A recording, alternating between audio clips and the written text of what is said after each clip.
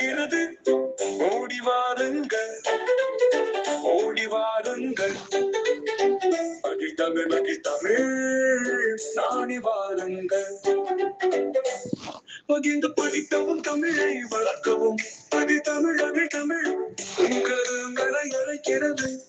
ஓடி வாருங்கள், ஓடி வாருங்கள். மகிழ்தமிழ் மகிழ்தமிழ் நாடி வாருங்கள். மகிழ்ந்து படிக்கவும் தமிழை வளர்க்கவும் மகிழ்தமிழ் மகிழ்தமிழ் உங்களை அழைக்கிறது. ஓடி வாருங்கள்.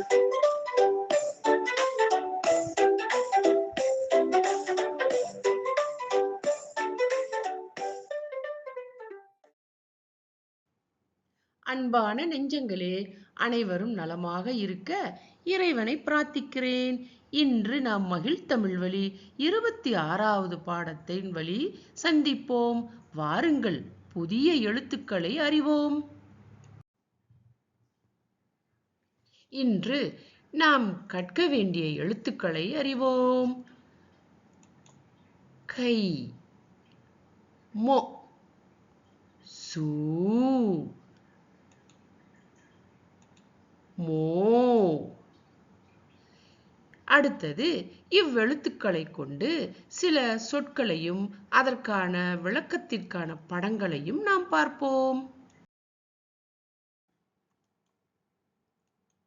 கை, கை.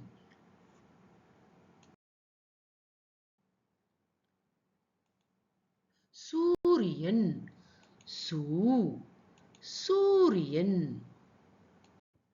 மொட்டு, மொ, மொட்டு.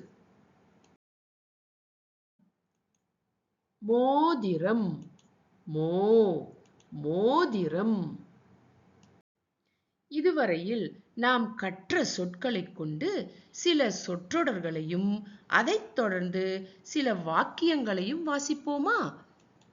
வலது கை, சூரிய ஒளி. தங்க மோதிரம், மல்லிகை மொட்டு. வலது கை, வலது கையால் உணவை உண். சூரிய ஒளி, சூரிய ஒளி பட்டதும் பனி மறைந்தது. தங்க மோதிரம், தங்க மோதிரம் விலை உயர்ந்தது. மல்லிகை மொட்டு, மல்லிகை மொட்டு மலர்ந்தது. இதுவரையில் நாம் கற்ற எழுத்துக்களைக் கொண்டு சில ஒருமைப்பன்மை சொற்களை அறிவோம். வாருங்கள், வாசித்தறிவோமா? கை, கைகள். கைதி, கைதிகள். மோதிரம், மோதிரங்கள். மோதகம், மோதகங்கள். சூலம், சூலங்கள்.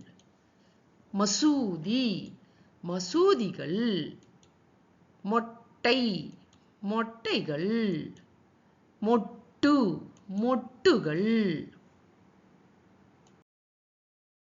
அடுத்து சில வாக்கியங்களையும் அறிவோம். ஒருமைப்பன்மையின் வித்தியாசங்களை இங்கு நாம் காணலாம். கைதி சிறையில் அடைக்கப்பட்டான். கைதிகள் விடுதலை பெற்றனர்.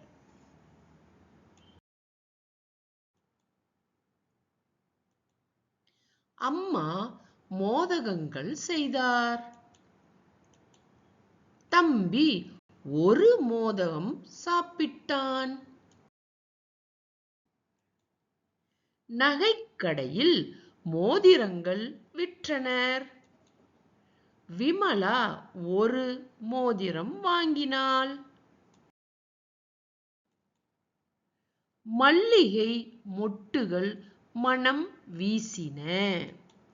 மல்லிகை மொட்டு மனம் வீசியது. வாருங்கள், இன்று கற்ற எழுத்துக்களை நினைவு கூறுவோம். கை, சு மோ மொ. இத்துடன் மகிழ்தமிழ் பாடம் இன்று நிறைவு பெறுகிறது.